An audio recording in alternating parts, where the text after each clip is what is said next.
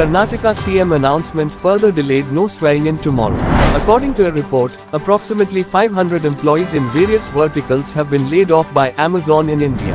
ONGC Foundation announced a scholarship for MBBS, engineering, and PG courses. Hate speech. Pune police arrest Kalicharan Maharaj from Raipur. A controversy erupted in a medical college Jammu over the recently released film, The Kerala Story. Ambulance woes forces man to carry daughter's dead body on bike. Muhammad Aryan Tariq of Lucknow tops All India with 99.75% marks in Class 12 ICSE board exam. Zafariyab Jilani passed away. He served as the convener of the Babri Masjid Action Committee and the secretary of the All India Muslim Personal Law Board.